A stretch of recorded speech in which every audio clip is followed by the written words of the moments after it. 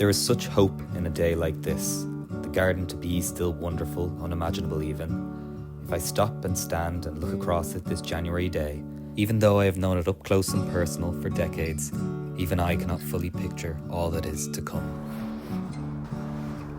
Hello, and welcome to the Rewilding Diaries. A little bit of a look at the FeetontheSoil Nature Reserve, also known as the bottom of my garden. We're halfway into the first month of this project now. It's the 15th of January, and it's pretty safe to say that we have had quite the varied month. We've had everything from record low temperatures, thick frost, and the odd shower of snow, all the way to a day like today, where it's about 13-14 degrees. I'm starting to hear a few of these spring songbirds coming in, and even the likes of the elder tree behind me are starting to put out the buds of new spring growth. It's all pretty exciting. Some of the flowers, which we had seen in the start of the month, have been knocked back by the frost, but if anything, this is probably a good thing. They're probably coming out a little bit too early. But that brings us to the start of the project. So the whole point of this is that we want to see what's already here and enhance it. There's no point in bringing in loads of new species and new things when there's stuff that's already working here. So just to my left, there's an area of kind of overgrowth. It's underneath a nice damson tree, which gives a bit of shelter and habitat. And there's already a little bit of a log pile, some dead wood, and then some thick growth of ivy and other weeds. We're going to be using this as our mainstay for insects and small mammals. So I can already see some animal tracks going through here, probably fox or rabbit, but there could be a chance of badger as well. So we're going to be kind of enhancing this area. We're going to be letting it go a little bit more. It's usually been maintained through either like hand weeding or just going over it with the mower. So this year it's going to be kind of left alone. I'm debating putting the pond in that area or introducing some native wildflower from around the area that I'll collect myself. On the other side of the garden, we have another bit of an exciting project going on. So in the past, I've had endeavours of varying success with growing vegetables and herbs. It was something that in COVID I really liked and was pretty good at. I got a lot of produce out of it, and I really liked the kind of routine of going out into the vegetable garden and picking whatever was ripe and using that for my breakfast, lunch or dinner. But as soon as life got back to normal and I was working or schooling, I didn't have the time. So this year I've reduced my 4 beds and a greenhouse down to just 1 bed. Now, I'm unsure of what to do with it. It's 1 bed, so I could use it as a vegetable bed and grow a few different vegetables in very small amounts.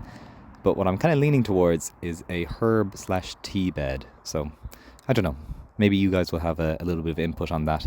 But I'll show some progress photos both here and on my other social medias with that as well. In terms of what's happening in the garden, there's actually some pretty exciting stuff. We've got our first sort of wildflowers coming in, which is our classic daisy. We're starting to see a little bit of difference between the grass growth here and in the mowed sections.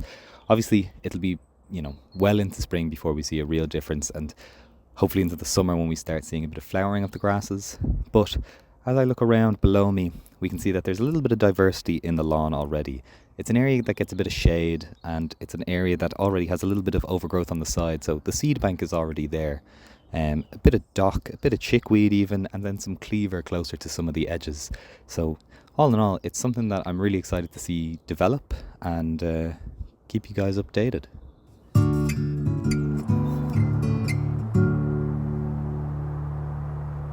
So it's the 29th of January.